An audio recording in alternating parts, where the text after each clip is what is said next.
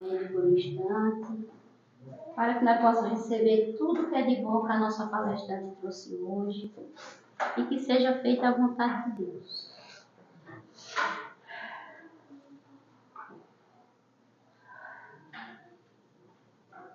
Fechei a porta do meu quarto pra ninguém me ver chorar. Mas Deus entrou em silêncio só pra me abraçar. Eu escondi minhas feridas, tentei disfarçar a dor, mas teu olhar me encontrou, me chamou de filho. Quando eu não tinha voz, o teu amor falou por mim. Quando eu perdi o chão, tua mão me levantou aqui.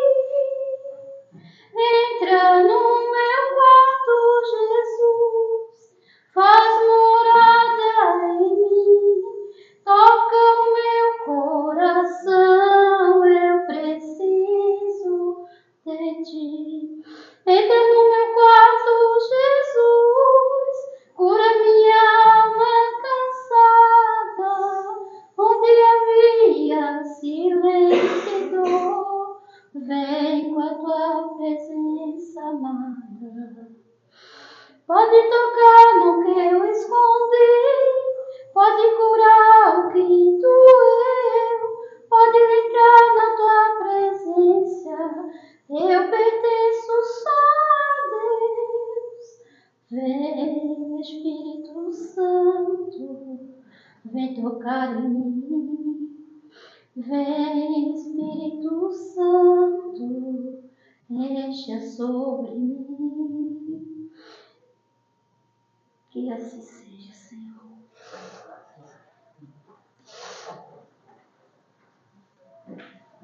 Bem.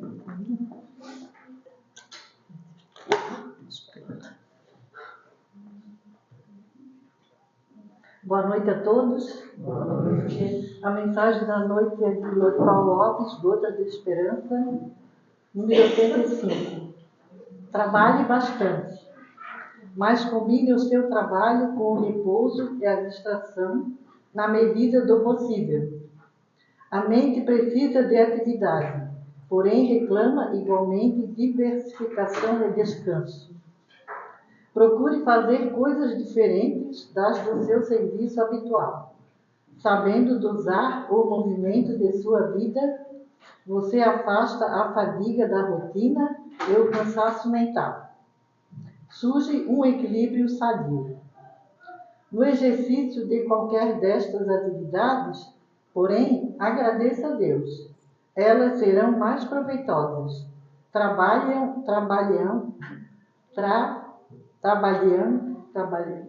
Saúde e alegria. Equilibrar as atividades da vida é trabalhar na busca da paz. Então, nesse momento, vamos pedir à nossa Mãe Maria Santíssima que possa envolver toda a humanidade encarnada e desencarnada. E a palestrante da noite de hoje, no seu manto sagrado e protetor.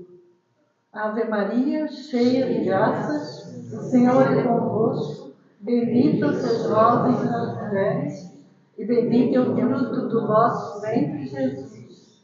Santa Maria, Mãe de Jesus, rogai por nós, pecadores, agora e na hora do nosso desencarne. Que assim seja. Amém.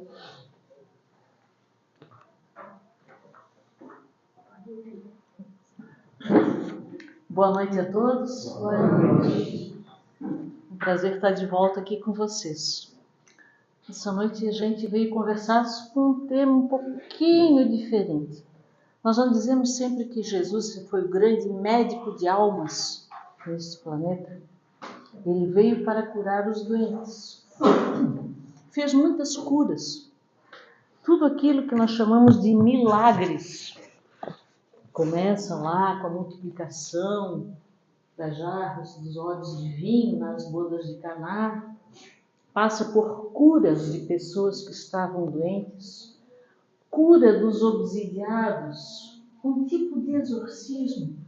Ele conseguia afastar os demônios. Sabe quando a gente entra no computador, abre lá a tela do jornal? Eu abri hoje a tela do UOL, já tinha preparado essa matéria, e dizia assim: nomeado novo padre exorcista.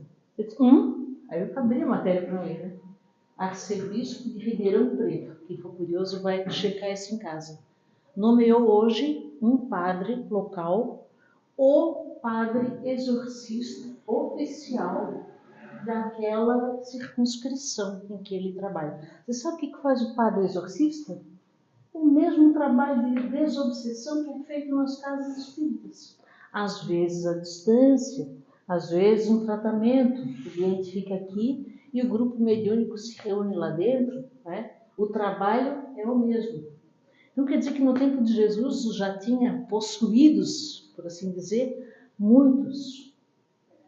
Todo mundo já ouviu falar no episódio do Gadareno, endemoniado.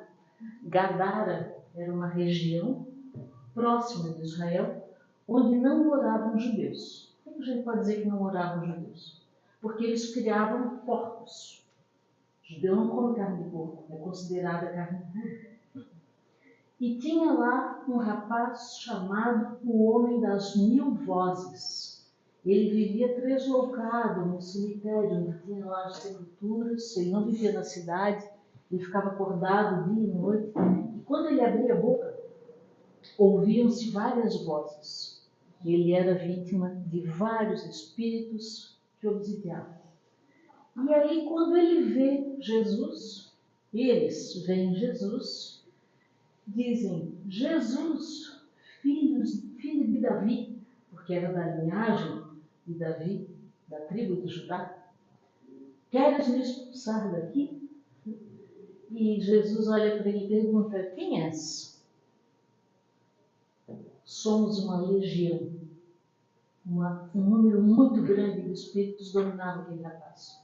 E em um dos episódios considerado um milagre, diz o texto bíblico, que a gente não interpreta muito bem, que Jesus permitiu que os espíritos assumissem temporariamente o corpo dos porcos. E dali eles se jogam no precipício e se matam. Esse é o episódio. Aí alguém pode pensar, mas o que isso tem a ver com a cura que Jesus propunha? O tema de hoje é: que doentes Jesus veio curar? Era a cura de um espírito vencido por uma legião de obsessores em volta dele. Houve um episódio, tem cura para todo gosto, entre os 37 milagres atribuídos a Jesus. Este livro aqui, a Gênese, que é o último livro do Kardec, explica lá no capítulo 15 sobre os milagres do Evangelho. O título do capítulo é Milagres e Predições. E o que esse livro vai dizer? Aquilo feito por Jesus como milagre, partindo do princípio que milagre é algo único, que nunca se repete, que não tem causa conhecida, não foram propriamente milagres. Foram curas que ele propiciou, porque ele já era governador planetário, já conhecia de antemão todas as leis que regem a nossa natureza. Nós ainda não conhecemos todas. A ciência está correndo atrás delas, né? Aos poucos a gente vai tomando conhecimento disso. Jesus, quando se deparava com... Corta o pano, vou fazer uma pausa aqui. Um colega da época da faculdade, contemporâneo, fez medicina, foi para a área de cirurgia plástica, comentou conosco: eu nunca mais pergunto para o paciente o que incomoda. Por quê? Porque no início da minha carreira, já como cirurgião plástico, entra um rapaz pela porta com as orelhas de abano, aquelas assim que a gente enxerga de longe, bem longe. E ele quis ser gentil e cordial, disse: meu amigo, vamos resolver essas orelhas? E a pessoa disse: não, orelhas não, eu estou bem com as minhas orelhas, meu problema é meu nariz. E ele, morto de vergonha, jurou para si: Eu nunca mais interfiro, porque nós não sabemos o que incomoda o outro. Às vezes não é aquilo que parece muito evidente. Então, quando Jesus encontrava um doente, ele perguntava para o cego: o que queres que eu faça? O cego dizia: pô, Jesus, tá na cara, eu quero que cuide dele, mas às vezes podia ser outro problema. E há dois tipos de cegos mencionados nessas curas. Eu estou falando aqui um texto que todos vocês já conhecem, que já leram, mas é sempre bom lembrar. O cego de Betesda, que Jesus aplica saliva nas mãos, e aí o que ele faz? Uma coisa que a gente chama por outro nome. Ele encontra o cego, ele pega a saliva dele e faz isso aqui. Aqui no nome nós damos isso, na casa espírita, um passe. Essa imposição de mãos, Jesus repetiu a Lourdes. E aí esse cego de Betesda, não ficou bom de ver, ficou indo. Aí Jesus aplica novamente aí aquele passo poderoso. Aí o cara saiu enxergando tudinho. Encontrou outro cego de nascença. E o que ele fez? Ele pegou a poeira do chão, colocou a sua saliva. Há doutrinadores espíritas que dizem que não foi saliva, que aquilo era ectoplasma do próprio Cristo. Fez ali um cataplasma, os antigos conhecem por esse nome, né? Fez ali uma laminha e aplicou nos olhos do cego. E disse: lava teu rosto. O rapaz lavou o rosto, passou a enxergar. Houve uma mulher que sofria com um fluxo de sangue há mais de 10 anos. Entre os judeus, isso era um problema seríssimo, porque a mulher, para eles, menstruar é considerada impura. Havia toda uma preparação para ela voltar ao convívio com os familiares depois. E ela é conhecida, a gente encontra nos livros como a mulher do fluxo sanguíneo, a mulher hemorroísta. Ela tinha muita fé, mas muita fé. E se ela chegasse perto do Nazareno, Jesus, ela seria curada. Jesus está no meio da multidão, gente se acotovelando para tocar esse homem santo que faz milagres. Ela, no chão, ajoelhada, ela toca o manto de Jesus. Jesus vira para Pedro, a ordenança dele, e disse: Pedro, alguém me tocou. E Pedro: ó Senhor, no meio dessa multidão, é claro que alguém te tocou. Ele disse: não, eu senti sair de mim uma virtude, que alguém tinha se apropriado de uma vírgulazinha da energia do Cristo. Era a mulher hemorroísta, que apenas tocando a veste de Cristo, graças à sua fé, ficou curada. Há um episódio da mulher que foi pega em adultério. Se ela foi pega em adultério, foi pega com um homem, né? Mas a punição só aparece para a mulher, só lá naquela época. Hoje em dia não. E ela estava na praça e a penalidade para o adultério era lapidação. A pessoa era enterrada até a altura do pescocinho e todo mundo atirava pedra, mais ou menos como um pelotão de fuzilamento. O princípio é o mesmo. Muitos atiram a pedra, ninguém vai saber qual pedra efetivamente matou. No paredão de fuzilamento, vários atiram, ninguém sabe de onde exatamente saiu o tiro. A pessoa foi executada. Quando Jesus vê aquela cena, os samaritanos, para pegar no pé dele, dizem assim: a senhora, essa aí foi pega em adultério. A pena é lapidação. O que o senhor acha disso? Cristo olhou para cada um deles, pegou uma madeirinha, um sarrafinho, e começou a fazer rabiscos no chão. Ele olhava para a pessoa como se ela fosse transparente. Vocês gostariam que alguém olhasse para nós como nós fôssemos transparentes, vendo todos os nossos pecados? Ele olhou para as pessoas e começou a riscar no chão. As pessoas já com a pedra na mão, prontas para tirar na cabeça da mulher. Ele então escreveu: pedófilo. Olhou para outro, escreveu: ladrão. Olhou para outro e disse: tergiversador. É um crime conhecido. É a pessoa que tem um cargo público. Isso nunca acontece hoje em dia.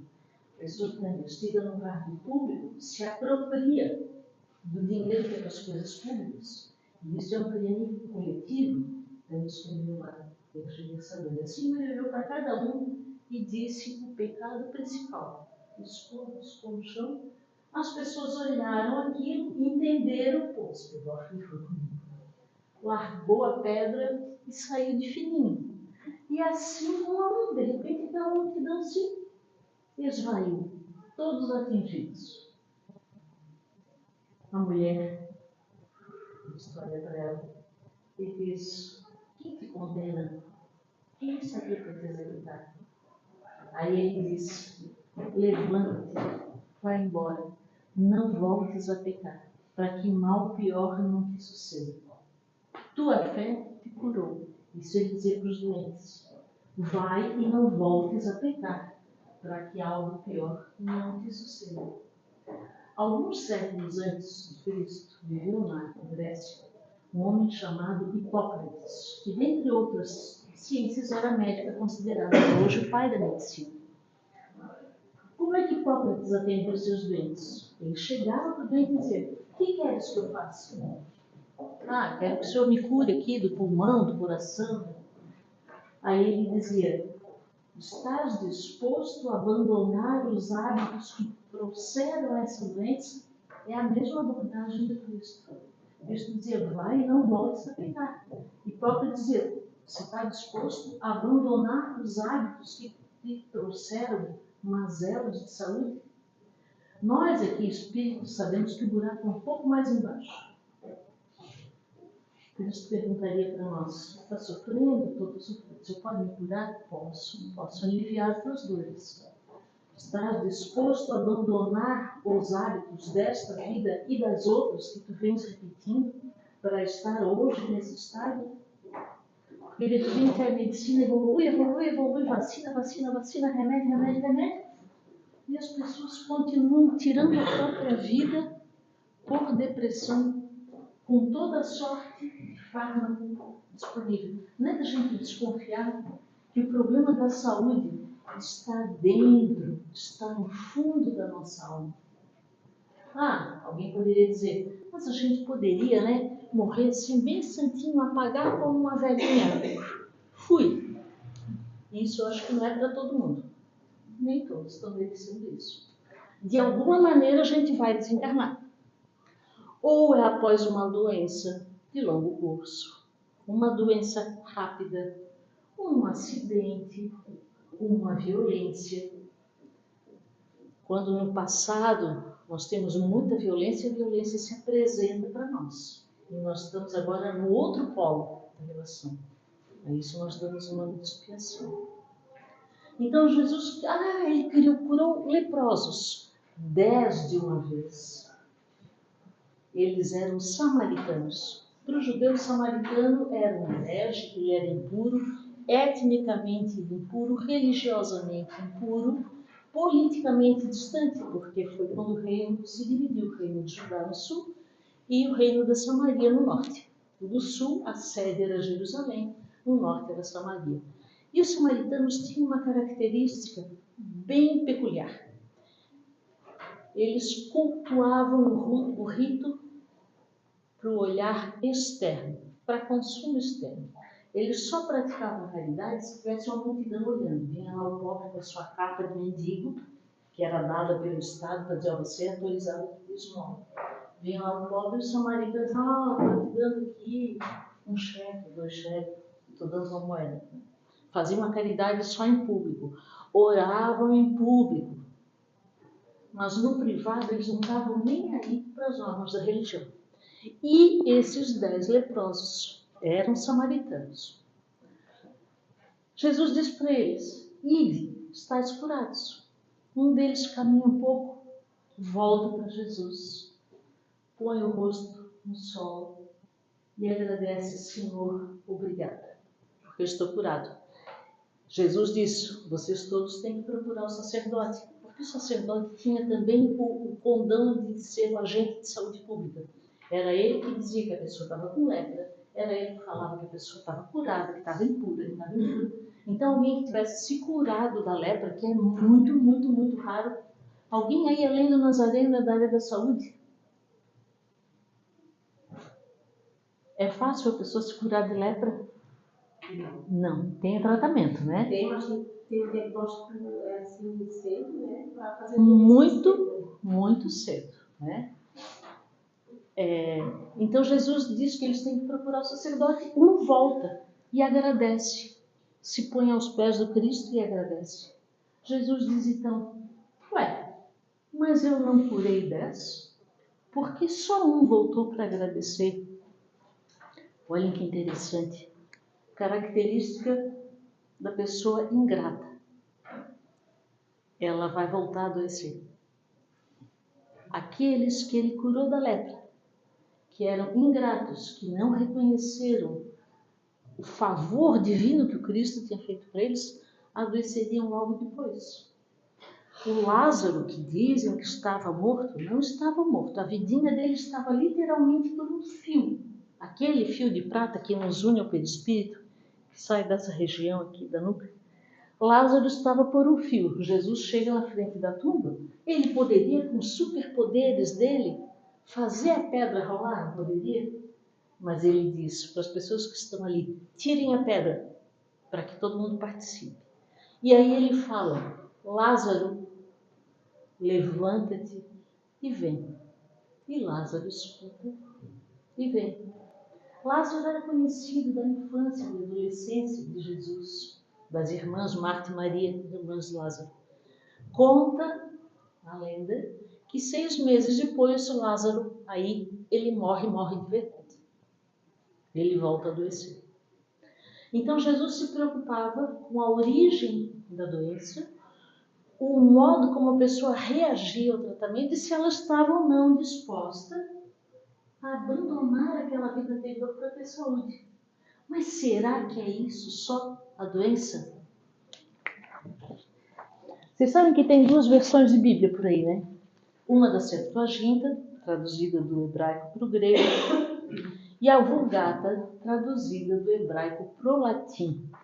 Então nós temos, quem é aí da Igreja Católica, com certeza tem em casa ou teve na sua infância uma Bíblia traduzida para o grego. E outros que são das igrejas evangélicas e das neopentecostais vai ter uma Bíblia que foi traduzida para o latim. A diferença, 6 livros a mais na Bíblia protestante. Eu uso para estudo esta aqui, a Bíblia de Jerusalém, que encontra as 2 traduções numa só. Para estudo é melhor ter. Então vamos ver esse episódio aqui que a Marielle me pediu para abordar. Vejam a cena. Jesus estava num restaurantezinho. Nos dias de hoje seria um comida em quilo, bem simplesinho, bem chinfrinho. Ele também não tinha dinheiro, né? Ele era custeado pela caridade. E aí lá ele estava à mesa em casa e vieram muitos publicanos e pecadores. Quem era publicano? A Judéia estava tomada, invadida pelo Império Romano, certo? Os soldados romanos mandavam em tudo. Quem era o publicano? Um judeu, dali entre eles, contratado a peso de ouro para cobrar impostos dos judeus para mandar em dinheiro para o imperador de Roma. Apesar do Nazareno parecer o faraó, estou tirando ele para imperador. Era assim. Então imagine que criatura querida do povo era o publicano. Era aquele vendido, aquele velhaco que está achincalhando com impostos o seu povo, porque ele ganha uma parcela disso. Eles podiam até subcontratar, aquilo que a gente chama de terceirizar, né? Então era o publicano e sua equipe. Era um bando de velhacos que estava ali achincalhando, tirando mais imposto para ganhar mais dinheiro, para deixar o imperador do Império Romano feliz. Então, publicanos, pecadores, mulheres da vida, prostitutas, que se assentaram à mesa com Jesus e seus discípulos. Aparentemente, nenhum deles tinha problema de saúde. Senão diria que um publicano tuberculoso, uma prostituta leprosa, um pecador assim, assado, não. Diz que fisicamente eles estavam bem. Os fariseus, que gostavam de provocar os discípulos ali de Jesus, os apóstolos, vendo isso, perguntaram aos discípulos: Por que come o vosso mestre como os publicanos e os pecadores? Diz a lenda que Pedro vai lá e diz assim: poxa vida, senhor, o senhor não facilita também. Está todo o povo e o Império Romano atrás de nós, xingando a gente. O senhor vem aqui no PF da esquina para comer com as mocinhas da noite, com o publicano, o senhor não nos favorece a causa? E aí Jesus solta a pérola. Não são os que têm saúde que precisam de médico, e sim os doentes. Ah, quer dizer que aquele espírito, aquela alma encarnadinha ali, subdesenvolvido moralmente, ele é doente? Sim, ele é doente. Alguém pode dizer, puxa, fulano pratica crimes, é mau caráter, está lá uma saúde de ferro, vai até os 100 anos. Nem tropeça, não acontece nada com ele.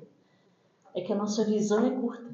Nós não estamos vendo o desdobramento, o adoecimento que a maldade causa no futuro. Então, Jesus veio curar.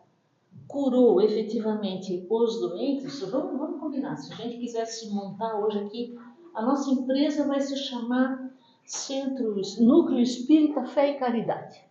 E nós queremos ser o melhor centro espírita da o melhor centro espírita da Grande Florianópolis. Então nós vamos trabalhar no marketing. Cada um vai usar suas redes sociais, vai dizer, olha, lá na nossa casa a gente tem esse benefício, aquele benefício, tem passe, tem água fluidificada, tem atendimento fraterno, tem evangelização infanto-juvenil, tem curso, né? Nós vamos fazer propaganda. No tempo de Jesus, parte das coisas que ele fez eram também para propagar o fundamental que o Cristo trouxe. O que ele nos trouxe de fundamental? Os católicos dizem que ele nos livrou dos nossos pecados. Não foi isso que aconteceu. Ele veio dizer que o Pai, que Deus, além, mais importante que ser Senhor dos Exércitos, é um Pai que ama os seus filhos. Então essa foi uma grande novidade. Porque até então, naquela época, isso não existia. Reforçar a ideia do Deus único. Eles conviviam com os romanos, que eram politeístas, tinham muitos deuses. Jesus disse, a casa de meu pai tem muitas moradas. A gente pensa em um século, a população desse planeta passou de 2 bilhões para 8 bilhões que nós somos hoje. Quadruplicou. De onde é que sai tanto espírito para encarnar aqui? Das outras moradas do meu pai. Porque nos multiversos está cheio de mundos habitados. Mas Sônia, por que a NASA manda foguete e não fotografa, não filma? Daqui a pouco eles estão chegando aí, batendo a porta do nosso quintal. Deixa eu contar para vocês uma coisa. Nós, espíritos terráqueos, eu vou falar, tá? Depois tu resolve aí. Quem tiver dúvida, esclarece com nós adentro. Todos aqui somos espíritos ETs, encarnados na Terra. Este planeta não é o nosso primeiro planeta de encarnação. Cristo veio dizer isso. A casa de meu pai tem muitas moradas. Eu vou preparar um local para vocês. E quando tudo estiver lá resolvido, eu venho aqui e busco vocês. Aí as pessoas dizem, é um tanto de hecatombe, né? Tem gente dizendo que desceu na nave espacial no meio da Copa, que ia abduzir todo mundo, que não aconteceu nada disso. Mas está para acontecer, por esses séculos aí para frente. A gente não sabe exatamente o dia. Por que a NASA, os foguetes, os equipamentos não percebem? Porque a nossa densidade material é muito pesada. Se fosse comparar o nosso estado na nossa tabela periódica, quem não cabulou aí as aulas de química lá do ginásio, do Fundamental 2, vai lembrar. Numa ordem de grandeza, pensando em espíritos mais purificados, próximos ao hidrogênio, que o hidrogênio é bem levinho, comparando com o urânio, sem as substâncias artificiais, o urânio é a molécula natural mais pesada. Eu diria para vocês que se a gente entrasse na tabela periódica, nós somos espíritos mais próximos do urânio do que do hidrogênio. Nós somos densos, pesados, os nossos desejos são pesados, as nossas alegrias são furtivas e pesadas. A gente se compraz com o mal. Gente, a Argentina perdeu 90% aqui, estava torcendo para a Espanha. A gente se compraz com o mal ali. E quem é Jesus? É o terapeuta. Vocês querem ver uma coisa? Alguém aqui já teve a oportunidade de ver ou acompanhar, ou infelizmente de ter na sua família alguém profundamente envolvido com droga? Droga é adição. A pessoa entra numa porta dourada, né, de cassino, parece entrada de circo, cheio de pipoca, diversão, tudo lindo. A saída é um funil estreito, estreito, estreito. Muito difícil sair. Para sair, quem trabalha com esses jovens, com esses adultos, eu vou falar depois de outro vício, diz que a pessoa tem que ter vontade. Se ela não tiver vontade, não adianta terapia, clínica, não vai resolver. Ela tem que ter um trabalho mesmo, braçal, que faça suar, uma enxada, uma pintura, carpintaria. Para quê? Para fazer um detox do corpo físico. E ela precisa de fé. Alguma fé. Não precisa ser espírita ou católico ou presbiteriano. Ela tem que acreditar em Deus. Porque só quem acredita em Deus tem a dimensão mais próxima do valor da vida humana. A nossa experiência terrena é fundamental. Nós precisamos encarnar e desencarnar de maneira natural. Porque o uso compulsivo de droga, de bebida, é um suicídio lento. Um suicídio anônimo, que vai cobrar a conta lá adiante. E aí a pessoa jogou fora a oportunidade de estar aqui. Porque no mundo espiritual, que é onde está a nossa vida verdadeira, a gente aprende. Mas a gente só coloca em prática, a prova prática é aqui, é no convívio. Se eu quiser ser uma monja, não é do meu perfil, vou subir lá para a montanha, ficar sozinha, sem conversar com ninguém, só meditando, orando. É lindo isso. Mas é proveitoso para quem?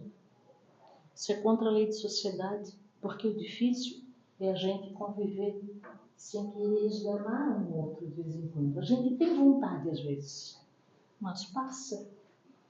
Eu estou olhando para esse abençoado aqui, que é meu marido. Tá?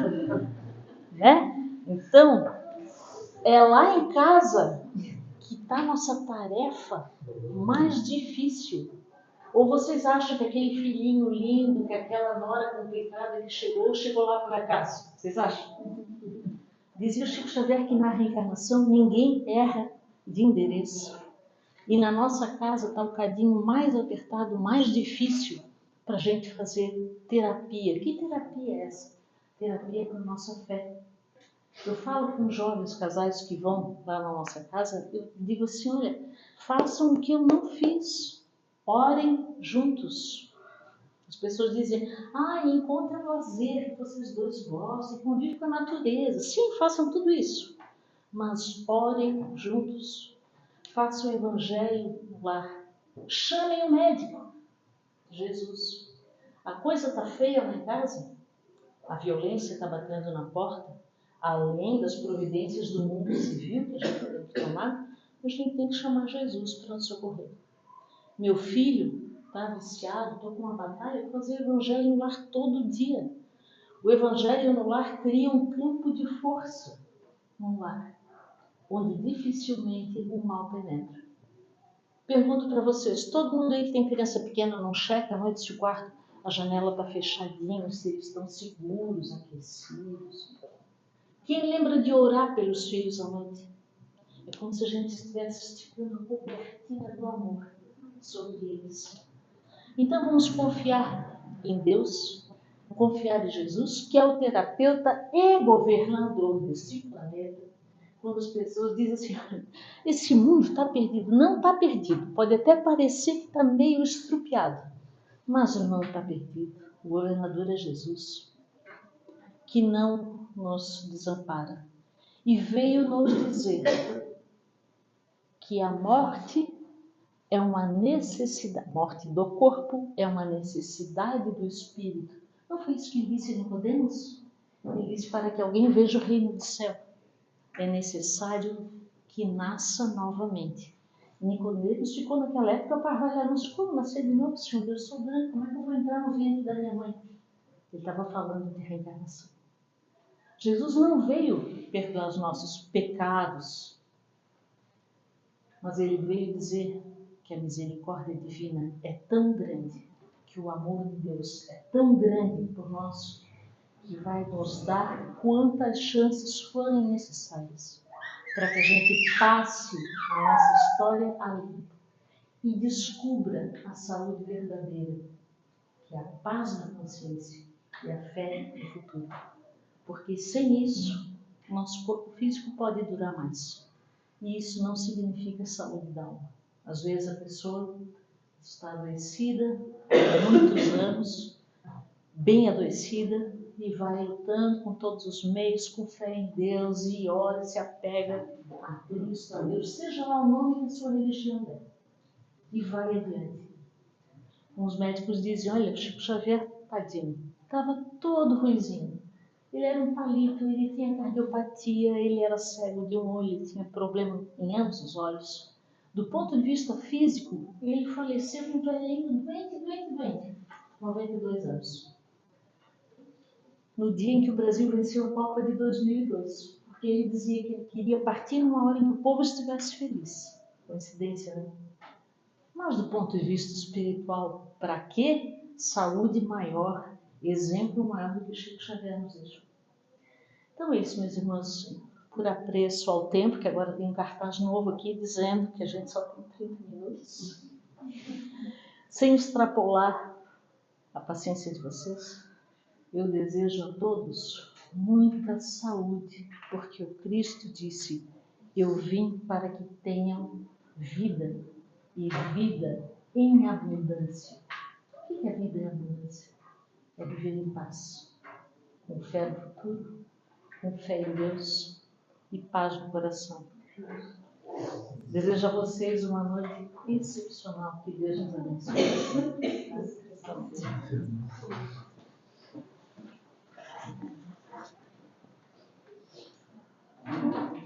Obrigada por essa reflexão, por todo o conteúdo que faz com que a gente reflita como é difícil confiar, né?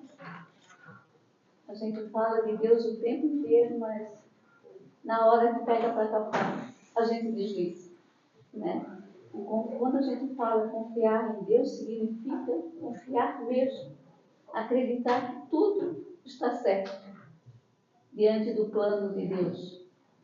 Tudo vai ter a consequência que muitas das vezes fomos nós que causamos, e a gente tem que acreditar na lei de Deus, que tudo sabe, que tudo vê, nada fica sem resposta. E muitas das vezes a gente questiona e acha que Deus errou de endereço, né?